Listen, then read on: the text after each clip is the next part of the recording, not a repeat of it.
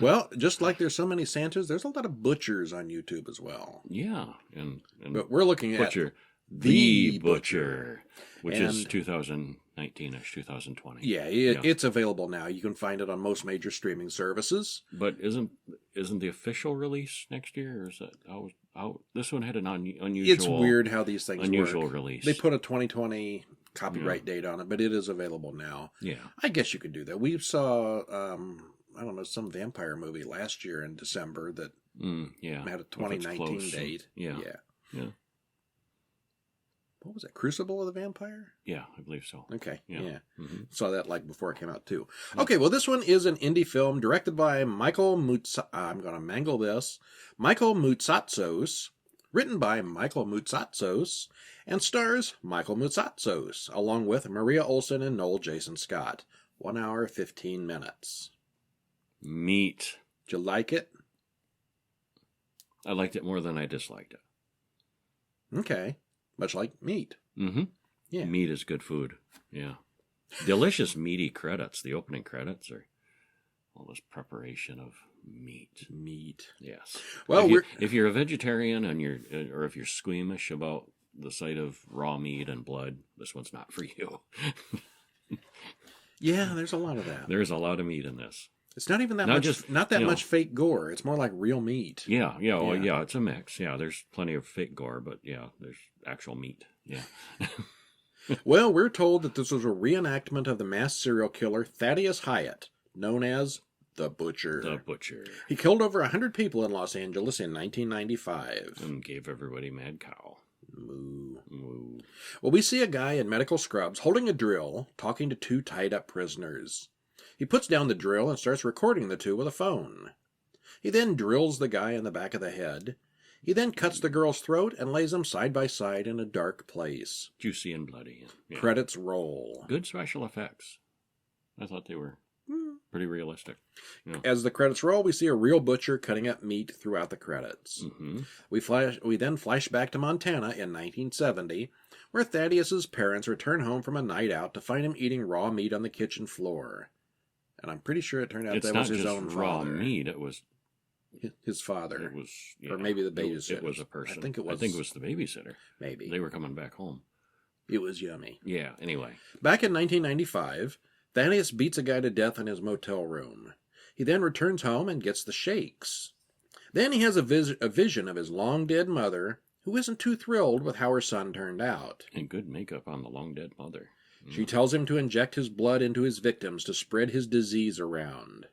Well, it turns out that Thaddeus has mad cow disease, and he wears a cow mask sometimes when he attacks people. The mad cow explains the shaking systems. Denny Crane. Yeah. Who also had mad cow. People who have seen that will know. Thought he had mad cow. Yeah. Okay, so then we shift over to another guy. Mr. Cremator, talks to Mr. Khan, who is tied up. Are you a gambling man? Khan must call heads or tails, and Cremator flips the coin. He guesses wrong, and Cremator turns on the electric carving knife. We then find Thaddeus carrying body parts, presumably those of Mr. Khan. Thaddeus goes into the restaurant and bakes the meat into various dishes. To serve to his patrons. We see another foreign tourist. At this time we notice that all the victims are foreigners of some kind. He has an international menu. He sees a foreign tourist go into a building and then gets chained up in the back of the restaurant. Turns out Thaddeus is planning to make a great Ecuadorian meal.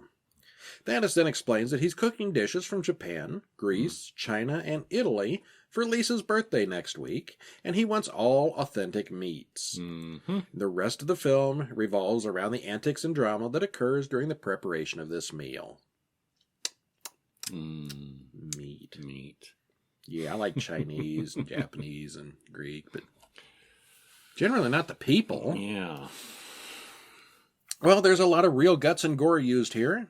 Some of it is just restaurant footage, but others are bits of real butcher work. Mm-hmm. The premise that he needs all of these international tourists for the exotic local flavors is kind of a neat idea. The sound in this film has some issues. Yeah, you're right. In the first scene where the 2 people are tied to a chair, it sounded like it was recorded in somebody's closet. Yeah, a little bit. Yeah. Yeah. Definitely visuals better than audio. Yeah, a lot of the Yeah. a lot of the scenes, other scenes don't sound too much better. So the sound is kind of sketchy. I'd kind of forgot about that. Yeah. You're right. It's a little iffy sometimes. Other than the sound issues, I'd say it's a pretty fair independent gore fest with acting and direction about on par with most other indie horror films. Yeah. If you like cannibalism and gore, give it a shot. Yeah. It's delicious. Meat. And that's our show. Stop in during the week to the website, horrorguys.com. Check us out on social media or tune into the full-length audio podcast. Yes, everything here, our weekly show is done as a full-length, around an hour audio podcast each week. Where we talk about all the movies. And you can also subscribe to our YouTube channel. That helps us out. Give some likes and subscribes. Yep.